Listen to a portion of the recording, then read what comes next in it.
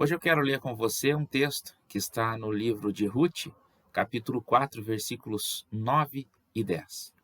Neste texto nós temos uma promessa de casamento feita por um homem chamado Boaz a uma jovem viúva chamada Ruth. Diz assim o texto: Boaz disse às autoridades e a todo o povo: Hoje vocês são testemunhas de que eu comprei de Noemi tudo o que era de Elimeleque e de Quilion e de Malom. Também casarei com Ruth, a moabita, viúva de Malom, para que a propriedade continue com a família do falecido. Assim, o nome de Malom será sempre lembrado no meio deste povo e na sua cidade natal. Hoje vocês são testemunhas disso. Esta é uma promessa de casamento feita por um homem chamado Boaz a uma jovem viúva chamada Ruth. E para quem não sabe, Boaz e Ruth, após se casarem, tiveram filhos e acabaram se tornando também os avós de Davi, que se tornou rei de Israel, o homem segundo o coração de Deus. Essa história posterior ao casamento deles não é contada aqui no livro de Ruth, mas eu quero hoje abordar com você alguns ensinamentos que esse livro de Ruth traz para a gente. O livro de Ruth, ele traz assim a história pregressa desta moça, desta jovem moça chamada Ruth, e essa história, ela começa não com a história deles, mas com a história de um outro casal chamado Elimeleque e Noemi. Elimeleque era casado com Noemi e eles tiveram então dois filhos, Malom e Quilion. Eles eram habitantes ali da região de Belém, que posteriormente também seria a cidade onde nasceria o rei Davi, Jesus também nasceria em Belém.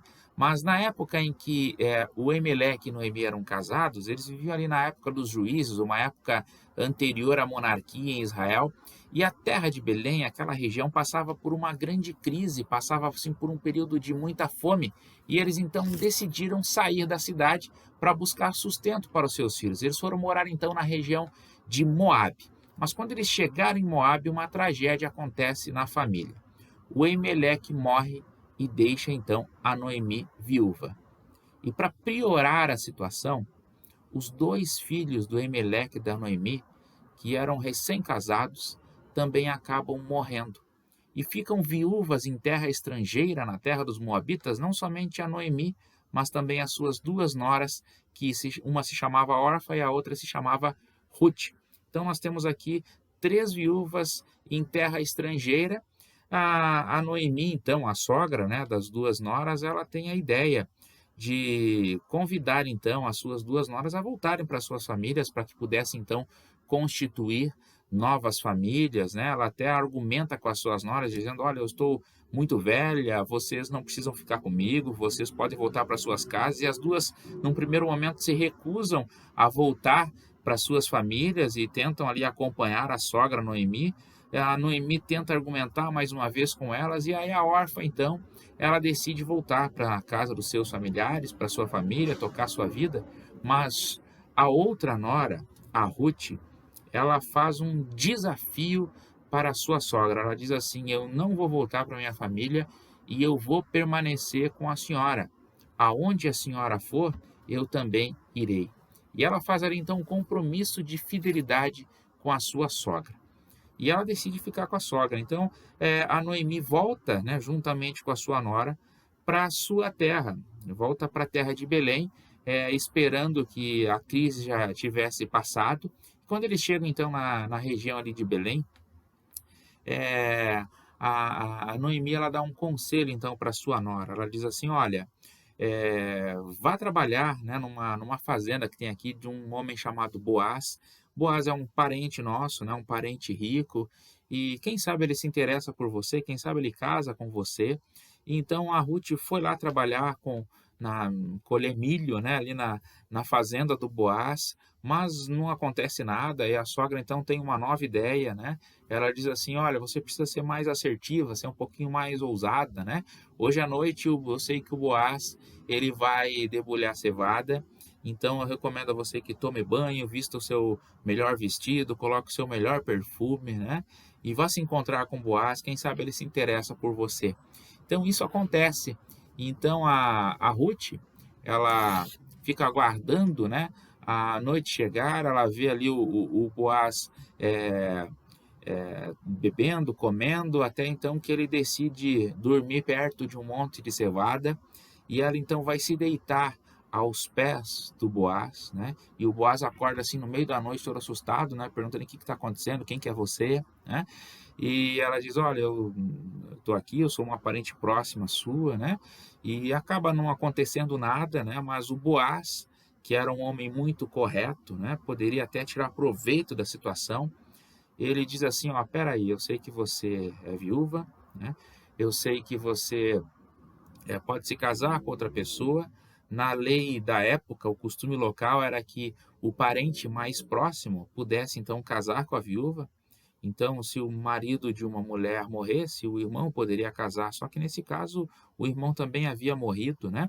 E o Boaz ali então entende a situação, mas ele se lembra que existe um outro parente que é mais próximo do que ele, né? E ele então diz assim para Ruth: olha, eu vou conversar com um parente mais próximo seu, né? Vou conversar com ele, na intenção assim de verificar se ele vai casar com você ou não. E se ele não casar com você, eu prometo que vou casar com você. Então isso de fato acontece, né? O Boaz então vai conversar com um parente próximo da Ruth, né? E ele vai na praça, fica lá esperando o parente mais próximo chegar. Quando o parente chega, ele fala: olha, nós temos aqui a Ruth, né? Uma moça que é próxima a você. E eu quero saber se você vai casar com ela ou não vai casar com ela, né? E o rapaz então diz: não, eu não vou casar com ela, né? E o Boaz diz: então, se você não vai casar com ela, eu quero casar com ela. E naquele momento ali acontece então um pacto entre o Boaz e aquele parente da Ruth, né? O parente próximo, então, ele tira a sandália dos seus pés, dá na mão do Boaz. Naquela época, tirar a sandália dos pés e dar na mão do outro era como se você tivesse estivesse fazendo assim um compromisso com aquela pessoa. E ele faz então um compromisso com o Boaz de que não casaria com a Ruth. E então o Boaz, dessa vez, então com este acordo na mão, ele vai então conversar com Ruth e faz esta promessa que está nestes 2 versículos que nós lemos, né? Ele diz assim: hoje eu casarei com Ruth, a moabita, viúva de Malom, para que a propriedade continue com a família do falecido. E para resumir assim toda a história, o Boaz se casa com a Ruth. Eles têm um filho chamado Obed, né? O menino cresce, também tem a sua família.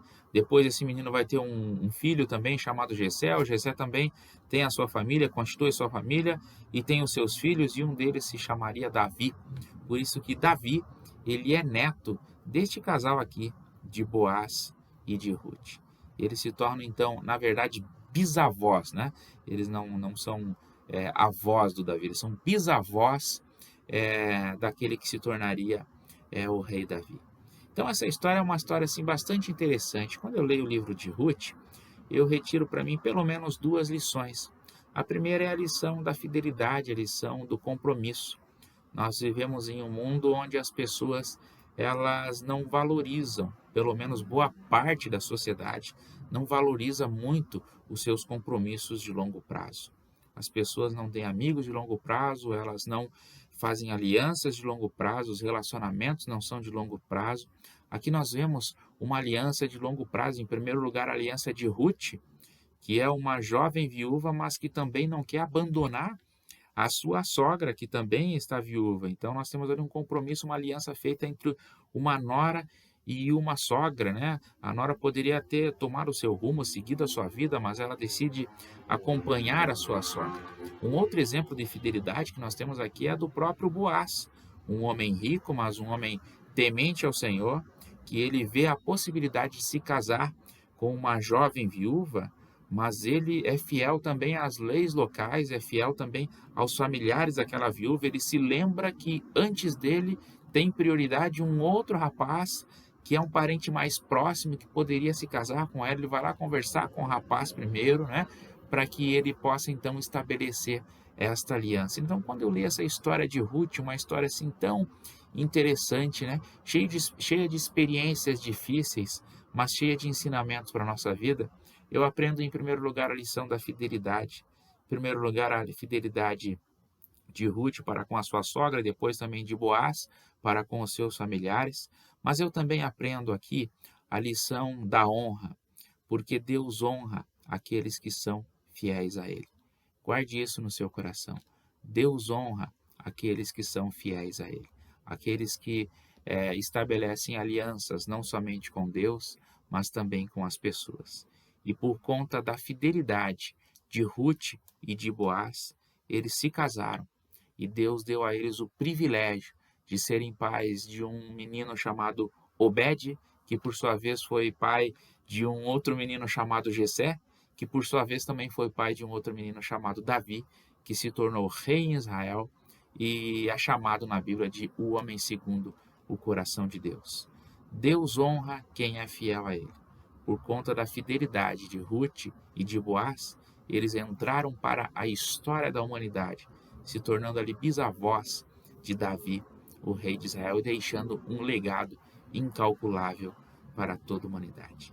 O meu desafio para você no dia de hoje é que você seja fiel a Deus, seja fiel às pessoas que estão à sua volta, estabeleça alianças e procure cumprir as suas alianças, tendo a certeza de que o nosso Deus honra aqueles que são fiéis a Ele.